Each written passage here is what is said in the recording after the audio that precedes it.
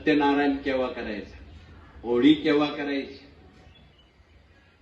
उभ्या असणाऱ्या आमच्या भगिनींनी त्यावर मार्गदर्शन करावं की आपली होळी पौर्णिमा सत्यनारायण पूजन 2 मार्चला आहे आणि 3ला चंद्रग्रहण पाळावं. सूर्योदयापासून वेध सुरू होतात. अशक्त आजारी या लोकांनी 11 वाजेपासून वेध पाळावे आणि ग्रहण स्पर्शापासून तर मोक्षापर्यंत तेवढ्या वेळेत तुमचे सारे स्तोत्र मंत्र तुम्हाला माहित आहे. तुमच्याकडे स्त्री सुक्त आहे, पुरुष सुक्त आहे, सारी मंत्र संपदा आहे, गायत्री मंत्रापासून तर सर्व मंत्रांपर्यंत यथाशक्ती ती मंत्र घासून पुसून घ्यावी. घासून पुसून याचा अर्थ तुम्ही जशी भांडी धुणी वापरात आणताना स्वच्छ करतात तसं ते मंत्र उजाळून घ्यावेत. त्यांना एक वेगळी ऊर्जा धार त्याला लागते आणि ते मंत्र कार्यरत होतात. म्हणून आपण या ग्रहणाचं औचित्य ठेवून आपण मराठी अस्मितेकडे वळताना आरतीपूर्वी ऐक्यमंत्र आणि त्याचं महत्त्व देशवासियांपर्यंत पोचलं जावं म्हणून आपण तो मंत्र म्हटलेला आहे. या ऐक्यमंत्रानं देशात आणि जगात ऐक्य नांदावं. जगात आणि देशात 3ऱ्या महायुद्धाचे ढग जमा झालेले आहेत आणि माणसं मारून कोणालाही समाधान कधीच मिळत नाही हे माहीत आहे. तरीसुद्धा माणसं दानवी प्रवृत्ती स्वीकारतात.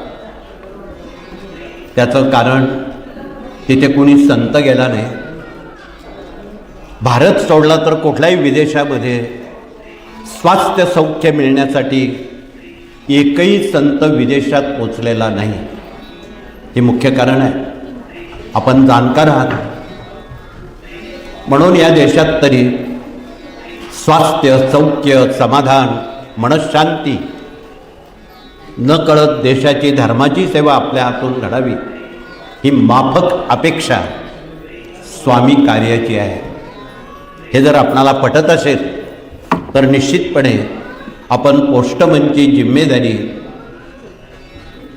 गरजूंपर्यंत आपण ती पोचवावी हे कळकळीचं आवाहन. मागाशी आमच्या शास्त्रीनं उद्या आणि परवाची येणाऱ्या सणाची माहिती दिली. उद्या हुताशनी पौर्णिमा होळी. भगिनींना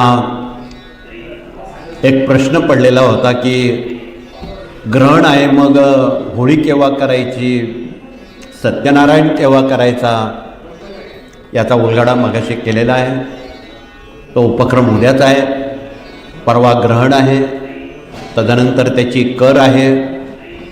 याची सविस्तर माहिती आपणाला दिलेली असून उद्याच्या 2 तारखेला धुलीवंदन आहे.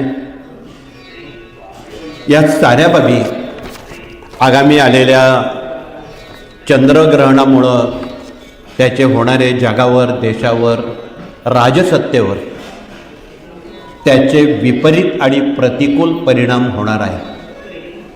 एका शब्दात बोलायचं झालं तर. आणि म्हणून हे अंतर राखण्याचं काम अध्यात्मात सेवेतून जे आपण काम करता ते सर्वसामान्यांना माहीत व्हावं म्हणून सांगण्याचं प्रयोजन. तथापि पौर्णिमा आहे. भारतातल्या जगातल्या अमेरिकेतल्या आमच्या साऱ्या भगिनी प्रति पौर्णिमेला स्वतः सत्यनारायण करतात बघा, बिना खर्ची. एक वाटीभर शिऱ्याचा प्रसाद बनवायचा, ही मराठी 5 अध्यायाची पोथी घ्यायची, श्रीयंत्र समोर मांडायचं, 3 सुपाऱ्या गणपतीवरून कुलदेवता म्हणून मांडायच्या आणि झकासपैकी 5 अध्याय मराठी सत्यनारायण पोथीचे वाचून केलेल्या प्रसादाचा नैवेद्य दाखवून आरती करणं याला सत्यनारायण म्हणतात. तथापि ज्या भगिनी स्वतः प्रतिपौर्णिमेला सत्यनारायण स्वतः करतात त्यांनी हात वरती करावेत. थोडेसे हात वरती आहेत. पैकी बऱ्याच भगिनी नव्या आहेत असं म्हणायला हरकत नाही, म्हणजे त्यांना माहीत नाही. पण मग त्यांना कोण सांगेन? आणि लक्ष्मी कुणाला नको आहे? गेल्या 60 वर्षात आमच्याकडं आजपर्यंत असं एकही कुटुंब आलं नाही की लक्ष्मी आम्हाला नको आहे म्हणून. असं काही कुणी आलेलं नाही. म्हणून आपणाला जर लक्ष्मी हवी आहे तर तिचं आचरण ज्या सेवेमध्ये आहे ते आचरण आपण करा. अर्धा पाऊण तासाची रोजची उपासना आहे. सत्यनारायणाला अर्धा तास लागतो. सबब न सांगता तुमच्या वेळेत करा. तुम्हाला जी वेळ मिळेल त्या वेळेत पौर्णिमेला करा, ग्रहण सोडून. परवा ग्रहण आहे म्हणून परवा करता येणार नाही, उद्याच करावं लागेल. म्हणून या सर्व महत्त्वाच्या बाबी मराठी अस्मितेत काम करणाऱ्या भगिनींनी अन्य भगिनींना अगदी मनापासून श्रद्धेनं त्यांच्यापर्यंत तुम्ही ज्या सेवा करता त्या तुम्ही त्यांना सांगा.